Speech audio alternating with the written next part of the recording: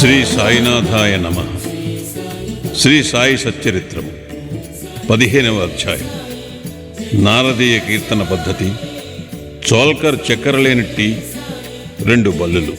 6వ అధ్యాయంలో షిరిడీలో జరుగు శ్రీరామనవమి ఉత్సవము ఎట్లు ప్రారంభమయ్యను, ఆ సమయంలో హరిదాసును తెచ్చుట ఎంత కష్టముగా ఉండేది.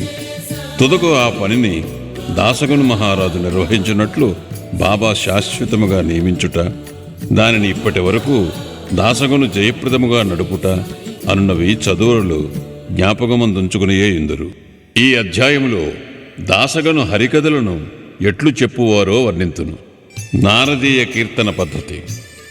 సాధారణముగా మహారాష్ట్ర దేశములో హరిదాసులు హరికథ చెప్పునప్పుడు ఆడంబరమైన నిండు అంగరఖాలు వేసుకునేదారు. తలపైన పాగా కాని, ఒక విధమైన ఎర్రని మహారాష్ట్ర టోపీ కాని, పొడవైన కోటు, లోపల చొక్కా, పైన ఉత్తరీయము, మామూలుగా ధరించేటి దోవతిని కట్టుకునేదారు. ఈ ప్రకారముగా దుస్తులు ధరించి షిరిడీలో హరికథ చెప్పుటకై దాసగును తయారయ్యాను.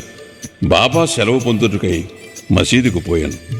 బాబా అతనితో, ఏమోయి పెండు కొడక, ఇంత చక్కగా ముస్తాబై ఎక్కడికి పోవుచున్నావు అనను. హరికథ చెప్పుటకు పోవుచున్నానని దాసగను జవాబిచ్చాను.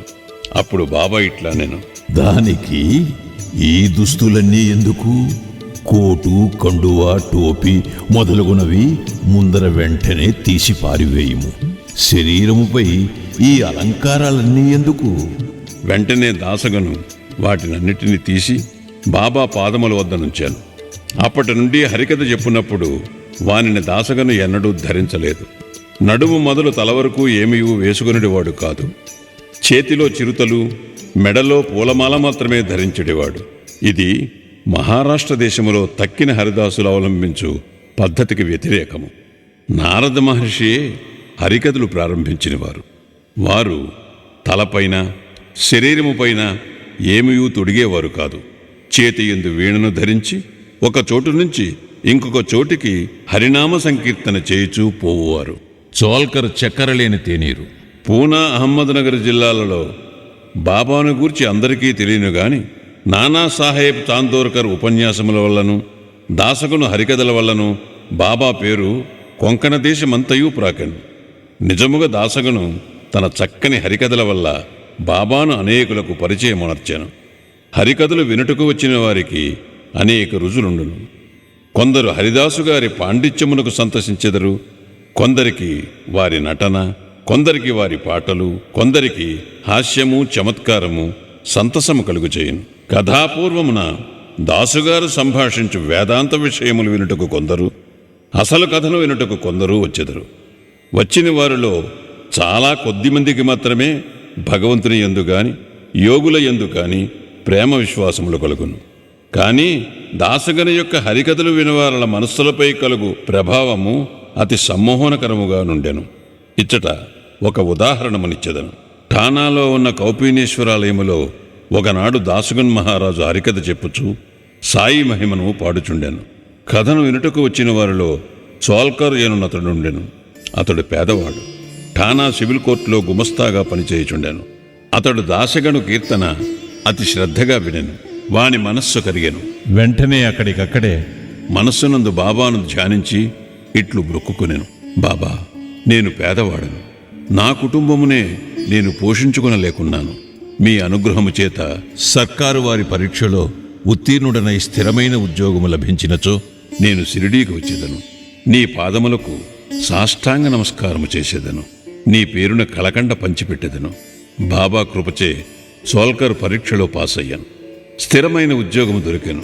కనుక మొక్కు చెల్లించవలసిన బాధ్యత ఎంత త్వరగా తీర్చినచో అంత బాగుండుననుకున్నాను. చోల్కర్ పేదవాడు. వాని కుటుంబము చాలా పెద్దది. కనుక షిరిడీ యాత్ర చేయుటకు ఖర్చు పెట్టుకొనలేకుండెను. ఎవరైనా పర్వత శిఖరమునైనా దాటవచ్చును గాని బీదవాడు తన ఇంటి గడపనే దాటలేడని కదా లోకోక్తి. చోల్కర్ గెటులైన శ్రీ సాయి మొక్కును త్వరలో చెల్లించవలనని యాతృత కలిగాను. కావున తన సంసారమునకు అగు ఖర్చులను తగ్గించి కొంత పైకమును మిగుల్చవలనని నిశ్చయించుకొనెను. తేనీటిలో వేయు చక్కెరను మాని ఆ మిగిలిన ద్రవ్యమును దాచుటకు ప్రారంభించెను. ఈ విధముగా కొంత ద్రవ్యమును మిగిల్చిన పిమ్మట షిరిడీకి వచ్చి బాబా పాదములపై పడెను. ఒక టెంకాయ బాబాకు సమర్పించాను. తాను మొక్కుకున్న ప్రకారము కలకండ పంచిపెట్టాను. తన మనస్సులోని కోరికలన్నీ ఆనాడు నెరవేరినవనియు తనకు ఎంతయో తృప్తిగా ఉన్నదనియు బాబాతో చెప్పాను. సోల్కర్ బాపు సాహెబ్ జోగు గృహమందు దిగెను. అప్పుడు వీరిరువురూ మసీదులో నుండిరి. ఇంటికి పోటుకై వారు లేచి నిలువగా బాబా జోగును పిలిచి ఇట్లనెను. నీ అతిథికి టీ కప్పులో విరివిగా చక్కెర వేసి ఇమ్ము. ఈ పలుకులలోని భావమును గ్రహించిన వాడి సోల్కర్ మనస్సు కరిగాను. అతడు ఆశ్చర్య నిమగ్నుడయ్యాను. వాని కండు బాష్పములచే నిండెను. తిరిగి బాబా పాదములపై పడెను. జోగు కూడా ఈ మాటలు విని టీ కప్పులో చక్కెర ఎక్కువగా కలుపుటైన దాని భావము ఏమై ఉండునని యోచించాను. బాబా తన పలుకులచే సోల్కర్ మనస్సునందు భక్తి నమ్మకములను కలుగుజేయవలనని ఉద్దేశించాను. వాని మృక్కు ప్రకారము తనకు రావలసిన కండ చక్కెర ముట్టినదనియు తేయాకు నీళ్లలో చక్కెరను ఉపయోగించకపోవటయను రహస్య మనోనిశ్చయమును చక్కగా కనుగొన్ననియు చెప్పాను. బాబా ఇట్లు చెప్పనుద్దేశించాను. నా ముందర భక్తితో మీ చేతులు చాపినచో వెంటనే రాత్రింబవళ్ళు మీ చెంతనే ఉండెదను.